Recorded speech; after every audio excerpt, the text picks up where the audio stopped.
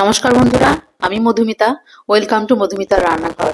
আমি আজকে আপনাদের সঙ্গে শেয়ার করব বাড়িতে খুব সহজ পদ্ধতিতে, কোনো রকম ওভেন ছাড়াই, কোনো রকম গ্যাস এবং বিটার ছাড়াই এবং কোনো রকম ডিম ছাড়াই সম্পূর্ণ নিরামিষ পদ্ধতিতে এই যে কোনো জন্মদিনে বা হ্যাপি নিউ ইয়ারে কিন্তু আপনারা এই কেকের রেসিপিটি বানিয়ে নিতে পারেন।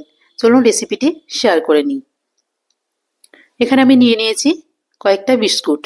বিস্কুটের প্যাকেট খুব অল্প পয়সায়, অল্প দামে, 10 টাকা দামের 5 থেকে 6 প্যাকেট বিস্কুট আমি এখানে নিয়ে নিয়েছি।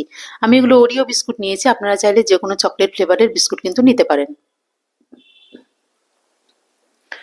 এগুলো আমি খুলে নিয়েছি প্যাকেট থেকে এবং এর মধ্যে যে ক্রিমগুলো ছিল সেই ক্রিমগুলোকে কিন্তু আমি বিস্কুট থেকে সরিয়ে নেব। এই ক্রিম দিয়েই পরবর্তীকালে আমার কোনো রকম বাইরে থেকে কিন্তু ক্রিম কেনার দরকার পড়বে না। তারপরে বিস্কুটগুলোতে একটা মিক্সিং জারের মধ্যে নিয়ে একদম মিহিভাবে ফাইন পাউডার তৈরি করে নেব। এখানে আমি একদম পাউডার তৈরি করে নিয়েছি। আপনারা চাইলে কিন্তু আটা বা ময়দা দিয়েও রেসিপিটি তৈরি করতে পারেন, কোকো পাউডার মিশিয়ে, কিন্তু আমি এটা বিস্কুট দিয়ে করব। রেসিপিটা খুব সহজভাবে তৈরি হয়ে যাবে। এখানে আমি নিয়েছি প্রথমে হাফ কাপ দুধ। হাফ কাপ দুধটা প্রথমে মেশাবো, লাগলে পরে কিন্তু আরো কিছু মেশাতে হবে।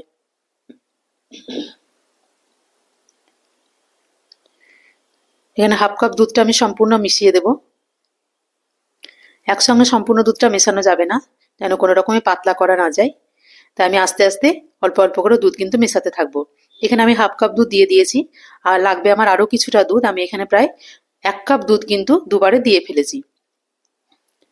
এইভাবে ব্যাটারটা আমার তৈরি হয়ে যাবে। খুব ভালোভাবে মিশিয়ে ব্যাটারটা 5 থেকে 10 মিনিটের মতো ঢাকা দিয়ে রাখতে হবে। এইভাবে যেন নিজে থেকে ব্যাটারটা পড়তে থাকে, সেইভাবে কিন্তু ব্যাটারটা তৈরি করে নিতে হবে। এখানে আমি একটা বাটি নিয়েছি, বাড়িতে যে কোনো অ্যালুমিনিয়াম বাটি, বা আপনারা কিন্তু কেক টিন নিয়ে নিতে পারেন।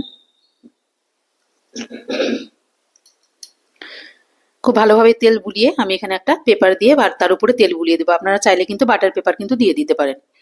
এখানে আমার কেকের ব্যাটারটা কিন্তু একদমই রেডি। নিয়ে নিয়েছি আমি এখানে ইনো। এখানে কোনো রকম খাবার সোডা বা বেকিং পাউডার কোনো কিছুরই কিন্তু প্রয়োজন নেই। এখানে আমি 1 প্যাকেট ইনো পুরোটাই কিন্তু ঢেলে দেবো। আর এখানে দিয়ে দেবো 1 চামচ পরিমাণে দুধ। খুব ভালোভাবে ব্যাটারটা কিন্তু মাখিয়ে নেব। এদিকে আমি একটা গ্যাসের মধ্যে কিন্তু আমি প্রেসার কুকার বসিয়ে দিয়েছি গরম করার জন্য। 5 মিনিটের জন্য প্রিহিট হতে দিয়েছি। বাটির মধ্যে পুরো ব্যাটারটা এইভাবে ঢেলে দেবো। এইভাবে যেন স্মুথ ভাবে পড়তে থাকে সেদিকটা কিন্তু খেয়াল রাখতে হবে। সম্পূর্ণ ব্যাটারটা আমি এইভাবে ঢেলে নেব এবং বাটিটাকে একটুখানি ট্যাপ করে নেব, যেন তার মধ্যে কোনো রকম হাওয়া থাকলে যেন বেরিয়ে যায়। এদিকে আমার প্রেসার কুকারটা কিন্তু 5 থেকে 7 মিনিটের মধ্যে সম্পূর্ণভাবে মিডিয়াম আঁচে আমি একটু গরম করতে দিয়েছিলাম। তারপরে কেকের বাটিটা বসিয়ে দিয়েছি, তার মধ্যে কিন্তু একটা স্ট্যান্ড দেওয়া আছে। আপনারা স্ট্যান্ড না থাকলে একটা বাটিও কিন্তু উপর করে দিতে পারেন। তারপরে এটা 40 থেকে 35 মিনিট মতো রেখে আমি কুক করে নেব। 40 থেকে 35 মিনিট পর কিন্তু এটা একদম সম্পূর্ণ তৈরি হয়ে গেছে। ছুরিটা কিন্তু একদম পরিষ্কার বেরিয়ে এসছে। এখানে আমি যেহেতু চকলেট কেক তৈরি করব, তাই চকলেটের সিরাপটা কিন্তু আমি বাড়িতেই তৈরি করব। আপনারা চাইলে বাজার থেকে কেনা যে কোনো ডেয়ারি মিল্ক দিয়ে কিন্তু বানিয়ে নিতে পারেন। এই জন্য আমি নিয়ে নিয়েছি হাফ কাপ পরিমাণ দুধ, আর দুধের হাফ কাপ হচ্ছে চিনি। ভালোভাবে মিশিয়ে নেওয়া। আর আমি নিয়ে নিয়েছি এখানে কোকো পাউডার। কোকো পাউডার মাত্র লাগবে আমার 2 চামচ। এটা কিন্তু ঠান্ডা অবস্থাতেই খুব ভালোভাবে কোকো পাউডারটা দুধের মধ্যে ভিজিয়ে নিতে হবে। 1 মিনিট মতো নাড়লে এভাবে ভালোভাবে মিশে যাবে। তারপর এটাকে গ্যাসটাকে একদম লোতে রেখে অনবরত একটু নাড়তে হবে। 1 থেকে 2 মিনিটের মধ্যেই কিন্তু এটাও রেডি হয়ে যাবে। কিছুক্ষণের মধ্যে এটা ফুটতে শুরু করেছে। গ্যাসটা কিন্তু একদমই বাড়ানো যাবে না, একদম কমিয়ে রেখে কাজটা করতে হবে, নইলে কিন্তু সম্পূর্ণ পুড়ে তলায় লেগে যাবে। যখন এটা একটু কিছুটা ঘন হয়ে আসবে, তখন আমি এখানে একটা বাটির মধ্যে নিয়ে নিয়েছি 2 চামচ পরিমাণ কর্নফ্লাওয়ার। কর্নফ্লাওয়ারটাকে খুব হালকা ঠান্ডা জলে গুলে নিয়ে এভাবে ওপর থেকে ঢেলে কিন্তু সঙ্গে সঙ্গে নাড়তে হবে। এটা কিছুক্ষণের মধ্যে একদম একটু আরো আঠালো হয়ে যাবে।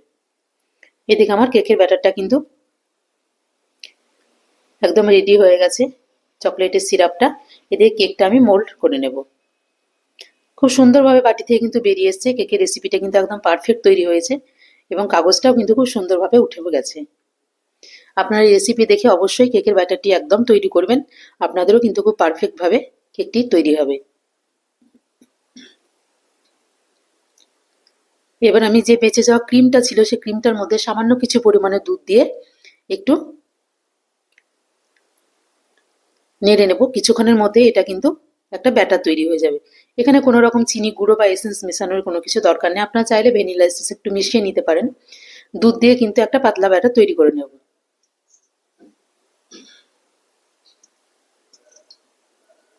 তৈরি হয়ে গেছে। এদিকে কেকের উপরের অংশটা একটু মাথাটা কেটে নেব যেন কেকটা সমানভাবে তৈরি হয়। তারপর এটাকে ছুরি দিয়ে মাঝ বরাবর খুব ভালোভাবে একটু কেটে নেব। এইভাবে মাঝ বরাবর কেটে নেব।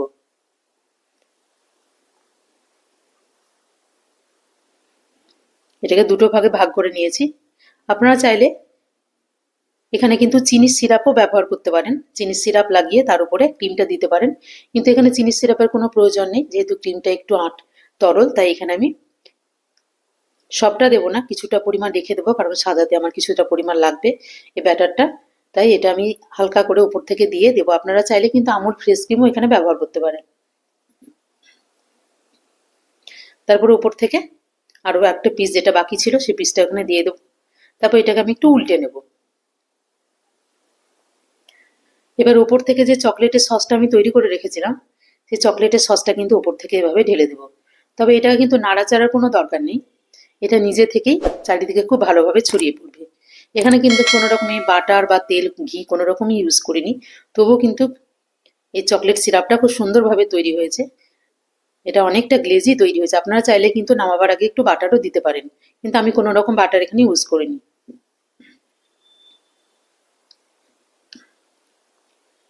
এটা নিজে থেকে চারিদিকে ছড়িয়ে পড়বে। এভাবে যে বেঁচে যাওয়া চকলেট সিরাপটা নিচের দিকে চলে এসছে, ছুরি দিয়ে চারিদিকে যে জায়গাগুলো বাদ গেছে সবগুলো কিন্তু ভালোভাবে এভাবে ঢেকে দেব। তারপর এটাকে একটা খুন্তির সাহায্যে একটা প্লেটের মধ্যে আমি নামিয়ে নেব। তারপরে এটাকে আপনারা যদি হাতে সময় থাকে প্রায় 30 থেকে 40 মিনিট মতো ফ্রিজে রেখে দেবেন, কিন্তু আমার হাতে সময় কম ছিল তাই আমি এটাকে 10 থেকে 15 মিনিট মতো রেখে কিন্তু আমি বার করে নিয়েছি। এখানে আমি একটা পাইপিং ব্যাগের মধ্যে কিছুটা পরিমাণে ক্রিম যেটা বেঁচে ছিল সেটাকে ভরে নিয়েছি। তারপর এখানে আপনারা যে কোনো জন্মদিন হলে হ্যাপি বার্থডে বা নিউ ইয়ারে যে কোনো দিন কিন্তু সাজিয়ে এভাবে লিখে পরিবেশন করতে পারেন। আপনাদের কাছে যদি কোনো রকম ব্যাটার বেঁচে না থাকে তাহলে কিন্তু আপনারা এখানে বাটারটাকেও ইউজ করতে, বাটারটাকে একটু ভালোভাবে চামচ দিয়ে কিছুক্ষণ নেড়ে তার মধ্যে একটু চিনি গুঁড়ো দিলেও কিন্তু এভাবে একটা ক্রিম তৈরি হয়ে যাবে। আমার এই রেসিপিটি যদি খুব সহজ একটা রেসিপি যদি ভালো লাগে আমার চ্যানেলটিকে সাবস্ক্রাইব করবেন, লাইক শেয়ার এবং কমেন্ট করবেন এবং অবশ্যই বেল বাটনটি প্রেস করে আমার পাশে থাকবেন। যে কোনো দিনে সম্পূর্ণ নিরামিষ পদ্ধতিতে খুব ঘরোয়াভাবে কোনো রকম ওভেন ছাড়াই কিন্তু এই রেসিপিটি তৈরি হয়ে যায়। আপনারা যে কোনোভাবে কিন্তু কেকটাকে সাজিয়ে নিতে পারেন। এখানে আমার কিছুটা ব্যাটার বেঁচে ছিল তাই আমি এটাকে ওপর থেকে আরেকটু ভাবে সাজিয়ে দেবো। আপনারা আপনাদের মনের মতো যে কোনোভাবে সাজিয়ে নিতে পারেন।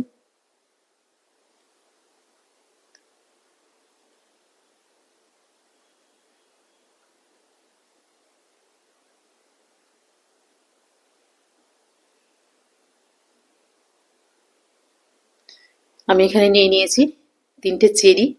চেরি 3টেকে কিন্তু এভাবে কেটে আমি একটু সাজিয়ে নেব। তৈরি হয়ে গেল আমার শুভ জন্মদিন বা হ্যাপি বার্থডে কেক বা নিউ ইয়ারের কেক। যে কোনো দিন বাড়িতে অবশ্যই একবার বানিয়ে দেখুন। এটা বানাতে যতটা সোজা খেতে কিন্তু ততটাই সুন্দর। খুব সহজভাবে সহজ পদ্ধতিতে সম্পূর্ণ নিরামিষভাবেই কিন্তু এই রেসিপিটি তৈরি হয়ে যায়। আমি আপনাদের হাতে কেটে দেখাচ্ছি যে কতটা সফট ভাবে এটা তৈরি হয়েছে।